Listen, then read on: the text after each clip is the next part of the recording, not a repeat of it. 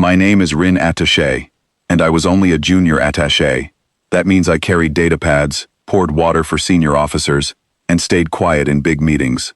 Nobody expected me to speak, but on the 6th day of the Interstellar Aid Summit, I stood up in front of 300 delegates from a dozen different worlds, and I said 4 words that changed everything.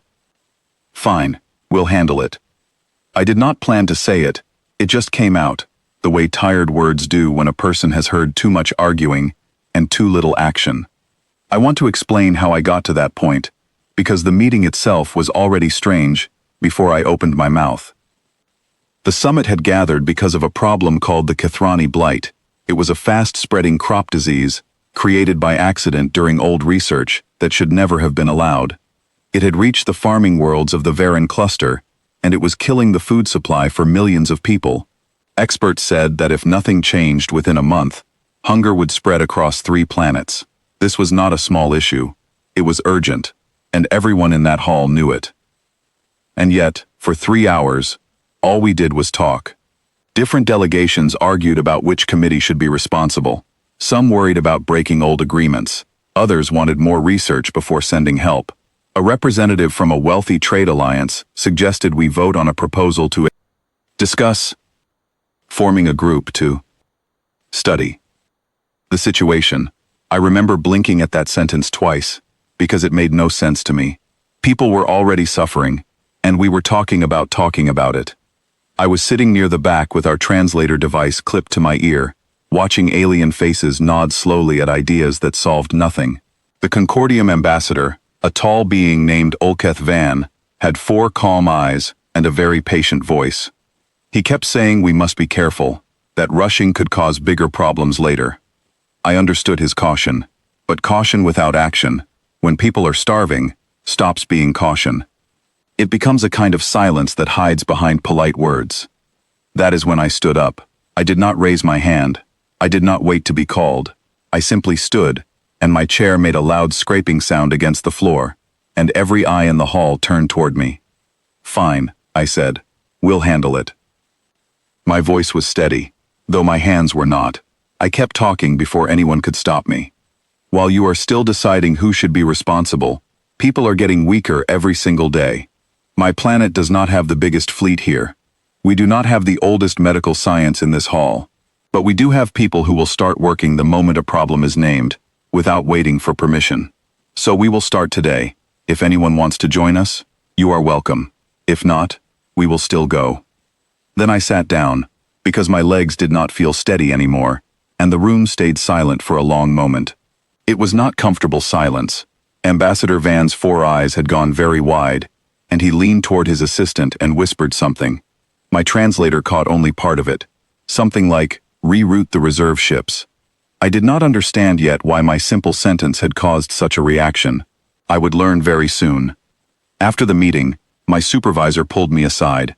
Her name was Director Amara Botang, and she had worked in interstellar relations for 20 years. I expected her to be angry. Instead, she looked at me with an expression I can only describe as amused respect. You just told the whole galaxy that humanity is taking this problem into our own hands, she said. Do you understand what that means? I only meant that we should not wait any longer, I said. I know, she said. That is exactly the problem. Or the solution. Depends how you look at it. Come with me, you started this. You should see how it finishes. Over the next few days, I watched something I had never fully understood before. Even though I had grown up hearing stories about it, I always knew humans were known across the stars for being fast and stubborn when we decided to act. But knowing a fact and watching it happen in real time are very different things. Within one day, 3 separate biotech companies back on Earth had already begun working on a cure for the blight, without waiting for government funding or official approval. They had heard about the crisis through public news channels, and they simply started. A university lab in Nairobi reported early results by the 2nd day.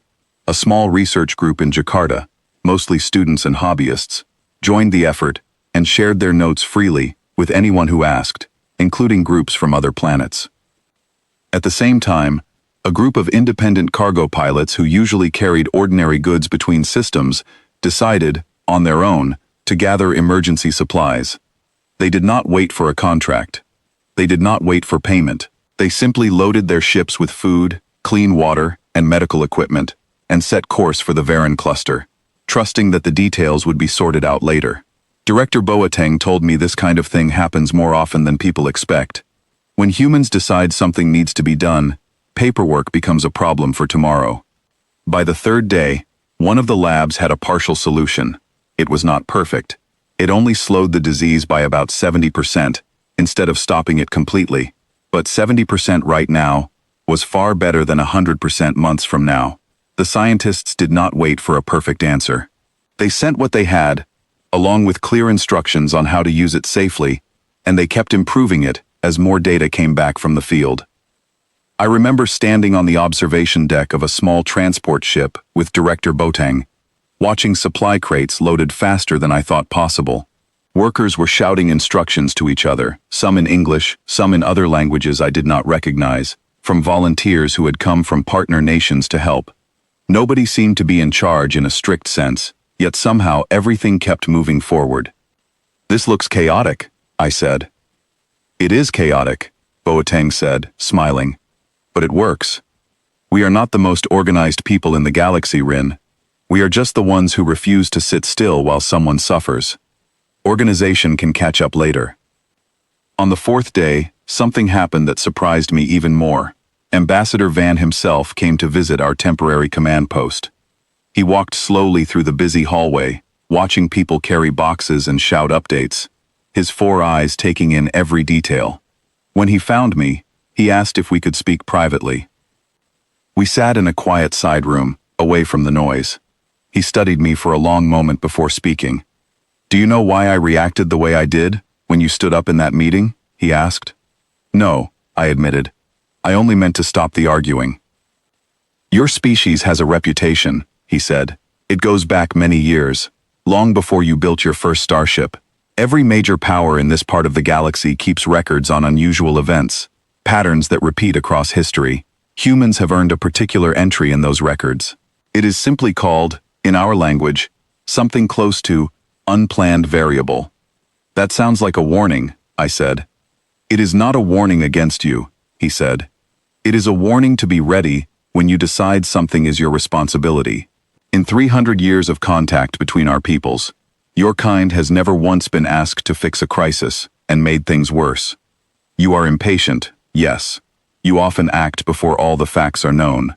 But somehow, again and again, the results speak for themselves." I did not know what to say to that, so I stayed quiet and let him continue. "When you said we'll handle it in that meeting," he went on, "every experienced diplomat in the room understood the same thing at the same moment. It meant delay was no longer an option. It meant resources were about to move, whether we approved or not. So the wisest choice was not to argue with you. It was to support you and try to keep pace." I thought about the hours of arguing in that hall, the careful language, the fear of making mistakes. I understood it better now. Caution has its place, but sometimes it becomes an excuse to avoid responsibility. "We are not smarter than your people," I told him honestly. "We do not have your fleet size or your centuries of biological research. We just dislike waiting when someone needs help." Ambassador Van's 4 eyes studied me quietly, and something like a smile crossed his face, though it looked different from a human smile. "In this galaxy," he said, "disliking delay is a rare and powerful thing. Most civilizations grow careful with age. They build committees to avoid mistakes, and in doing so, they often forget how much damage slow caution can cause. Your people have not yet learned that kind of fear. I hope you never do." On the 6th day, the relief convoy reached the Varen cluster. I watched from the same observation deck as the ships descended toward the surface, carrying medicine, food, and clean water. Local officials on the ground reported that recovery had already begun for many families who received the early treatment. It was not a complete victory. Some damage from the disease could not be undone quickly, and long-term farming recovery would take months. But the worst outcome, the one experts had predicted just a week earlier, no longer seemed likely. Director Boateng found me again on that final evening, standing quietly and watching the last supply ship land. "You did something important," she said. "Not because you are special, Rin, because you refused to stay silent when silence was doing more harm than good. I was terrified when I stood up, I admitted. My voice was shaking the whole time. Most important moments feel that way, she said. Fear does not mean you are wrong. It usually means you are about to do something that matters. I think about that moment often now. The sound of my chair scraping against the floor, the silence that followed, and the 4 wide eyes of an ambassador who understood something about my species before I fully understood it myself.